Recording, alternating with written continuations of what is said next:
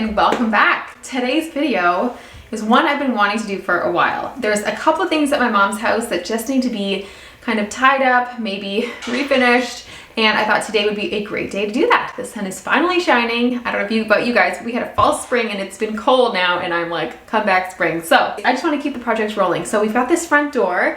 You can kind of see a little bit right here where it's just got paint falling off, and I'm going to show you a closer up. The bottom of it actually split. And so I'm gonna put some wood filler on it and hopefully we can get this thing patched up and looking almost good as new, just because you can't always afford to buy a new front door. And so I'm sick of looking at this door. It's the first thing you see when you walk in the house. And then I've also got this closet behind me. You guys have always got a closet to clean. I don't know what it is, but there's always a closet to clean. Today I'm going to reorganize. You know, we're living here with my mom. There's kids' clothes, there's kids' shoes. Spring is here, kind of almost. And so we just need to get rid of some of the winter stuff, make room, as well as reorganize the shelves. So that's kind of just something that's been on my list that needs to happen. Not necessarily a project that needs to be fixed, but a project that definitely needs to be done. And then in my mom's bathroom, she has a builder grade mirror, and something that I did at my old house that I really loved was I framed out our builder grade mirror. Again, it's a nice way to save some money, but also just add some more detail into a space. Costs under 50 bucks. It's gonna transform the mirror. You guys are gonna love it. It's super easy. You can do it in a day. And then there's no picture in the bathroom, and so I just really would like some more art in there just to finish off the space. So that's it for today, but it's just some things that I need to get checked off, and I thought I would take you guys along with me. So if you guys love scratching off to-do lists, then come scratch mine off with me. That was weird.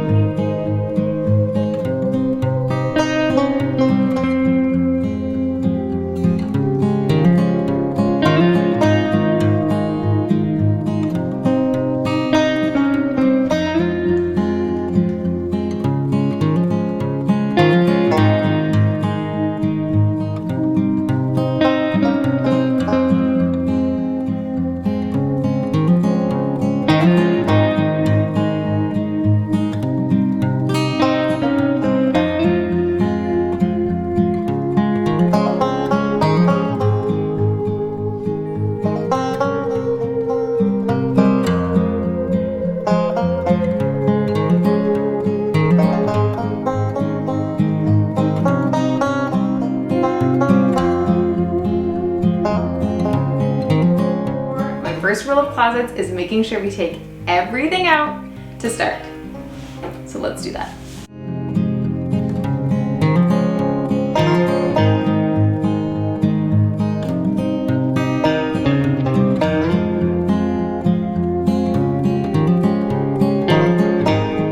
This is my mom's side of coats, minus this one. Found this at the thrift store, free people. So I'm gonna leave hers and then just deal with ours. So if you see me leave that, that's why.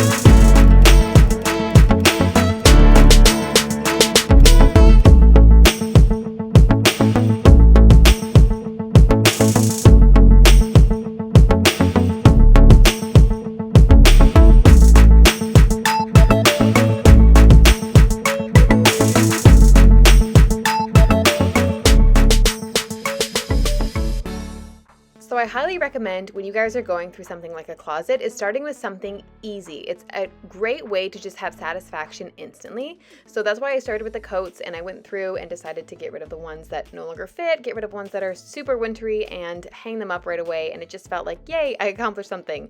It's great to have small little wins along the way because otherwise you're gonna get burnt out and you're just not gonna wanna finish. And then after I did that, I put the chairs back, and then I'm cleaning up all these scuff marks where all the shoes just get flung off. So I just start with a rag with warm water and whatever cleaner I like using and just try and get off whatever will come off easily. And then for those little scuff marks that don't want to come off, I love using lemon essential oil, and you can use whatever brand is your favorite, but just put a little bit on a rag and then get them right on top of the scuff marks, and if you scrub, they should come right off. It's a great alternative to magic erasers if you don't love the chemicals in those. Now we're going to tackle this giant mess. And now this is the part where it's easy to get overwhelmed. So again, let's start with little wins. I'm starting with the board games because I know that they're basically going to go right back up. My mom doesn't have a lot. She loves all the ones that she does have. So yay, quick win. And then this is where, like I said, people can get overwhelmed by just the magnitude. And all I say is just stick yourself in the center of it and just go.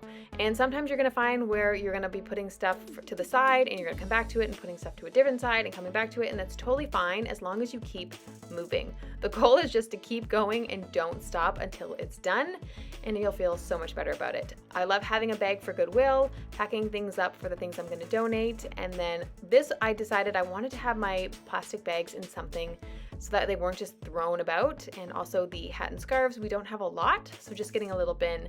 Those were from Target. They were $5, which I think is such a waste of money, but it keeps things organized, so that helps. You're going to see here in a second, I decided to switch the plastic bags into a different bin. I just figured, you know what, that little bin is going to end up being messy, and this way they're contained and I can shove as many in there as I want. And then my mom had a lot of people live in this house, so we constantly are getting mail for different people. So I decided to put that in the basket, and I thought that was a better use of that.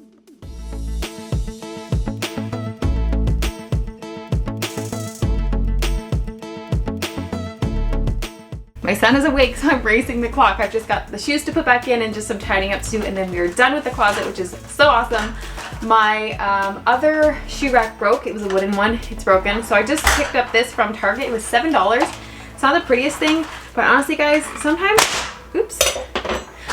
you just need to bite the bullet, buy the cheap thing, and put it in place for now, and then later on worry about the beauty of it. Because honestly, this closet is closed most of the day, and we're not going to see this. And it was $7, and I hope it works.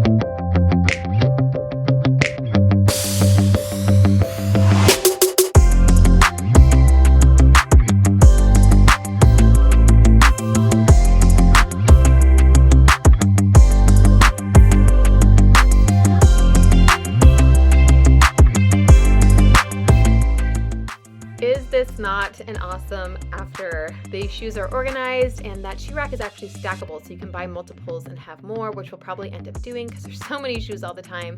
And also, you guys, do not be afraid of empty spaces in closets. I feel like we're just so used to people having these picture perfect closets that are so organized and they have the same bins, but they're full. And I'm here to tell you they can be empty, and that's okay. You don't need to have something in every single space.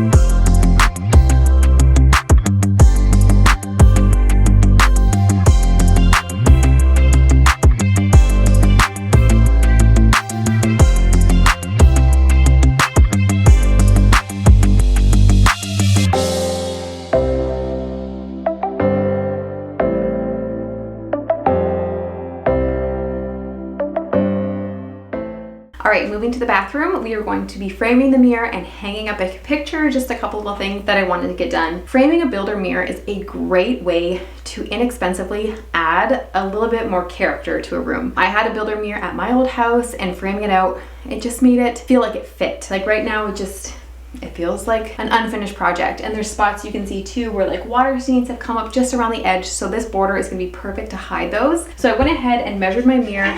It's a beautiful 100, I don't even know what I was gonna say, 100 inches by 36 inches. Super easy numbers, which is nice. I cut my boards at 45-degree angles. So I will show you, these are my 236s, but they're gonna fit beautifully up on that mirror and frame it just like a picture would. And then for anything that shows, like if my cut wasn't exactly perfect or for some reason, you know, it's a little bit off, I can fill that with some caulk at the end, and then we're gonna paint it.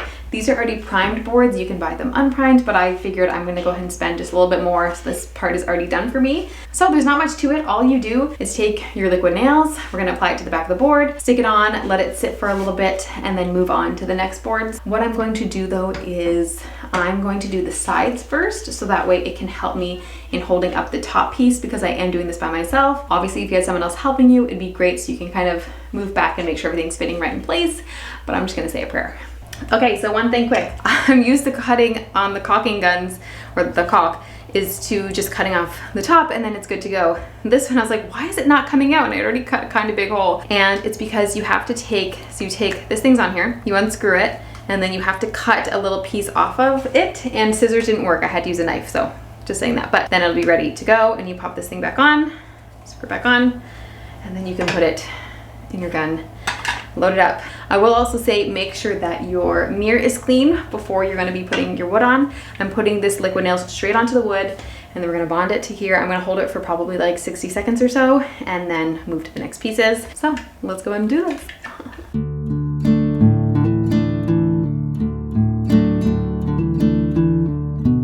Have I emphasized enough how much I love framing out a builder grade mirror? I just think it adds so much character so quickly and for not a lot of money. Also, you guys, make sure you have baby wipes on hand when you do this. They're good for everything, even if you don't have babies. But the liquid nails, when they get on your hands, it can be really sticky and hard to get off with just normal hand soap. Baby wipes gets it right off. As well, you'll see as I push, sometimes a little bit oozes out, and the baby wipes cleans it up right away. No problem, no mess. And when I caulk it later, I'm gonna be using them again to make my lines super straight. So just a little tip for you. Buy yourself a pack of baby wipes if you don't have any.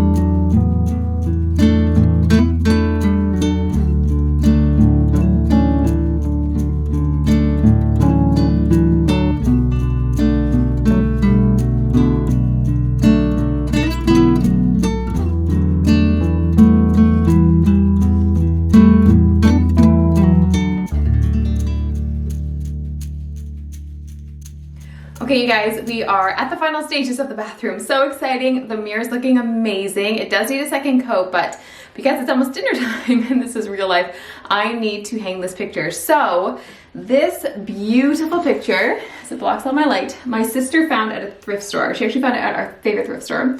And I was thinking about this before and I was like, if I had a thrift store, I would name it that. My favorite thrift store. So my mom has these beautiful Trisha Romance pictures. She's a Canadian artist, really famous where we come from. But I love these pictures, and what I really love about them is that they're just simple and beautiful, but this actually has kind of like a green tinge to it. You can't quite tell. I'll get a close up so you guys can see. And so does this picture. It has just like this old-timey green feel to it. It's a really beautiful floral. It's huge, so it's perfect for that space. this is something that we'll be taking with us when we leave though, so if I can find something else to replace it, I will. But in the meantime, I was like, I don't want this to just sit beside my bed. I want to be able to see this every day. And what's something I use every day? Sorry guys. All right, so we're gonna go ahead and hang this up above and see what it looks like.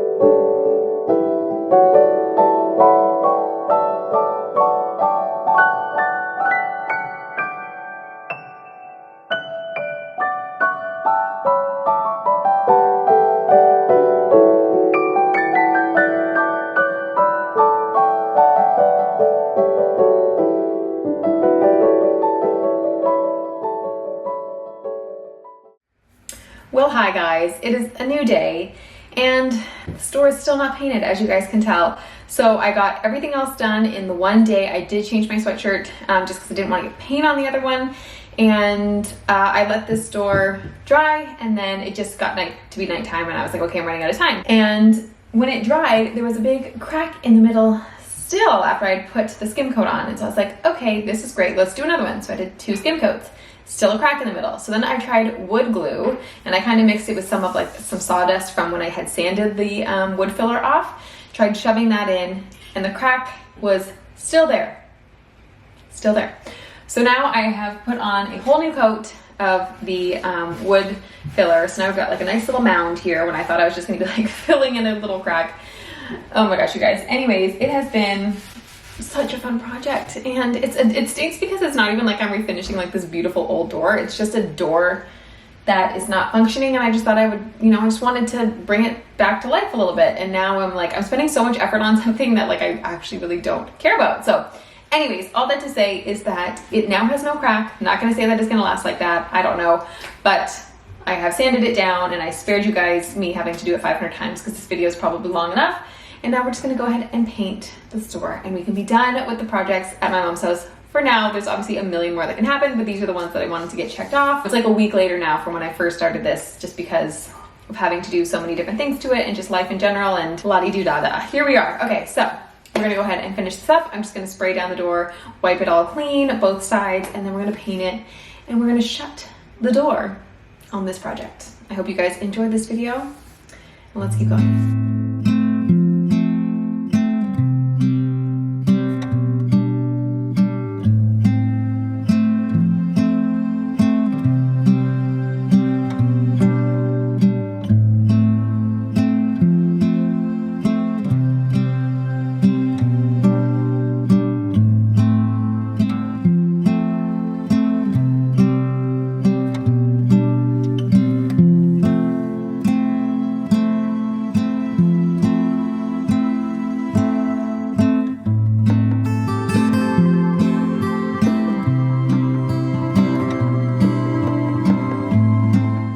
We are finally at the end of what was supposed to be a 24-hour to-do list, but guys, this is life, this is DIY, it happens. I will say I'm not overly excited about how the bottom of this door looks. I was expecting it to just look kind of seamless, honestly, but I mean, this is very obvious that some patchwork happened here, but I will say it's better than looking at a huge crack in the door.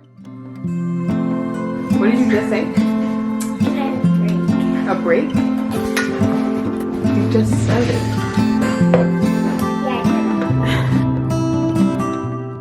Progress over perfection is my motto for this year, and I think that's exactly what this door represents. I can definitely go back in and fix it. I'm not too nervous, but for now, it'll do. Thank you guys so much for watching this video. It honestly means so much for every like and comment and view and subscriber that we get, so we really appreciate it, and we love having you here.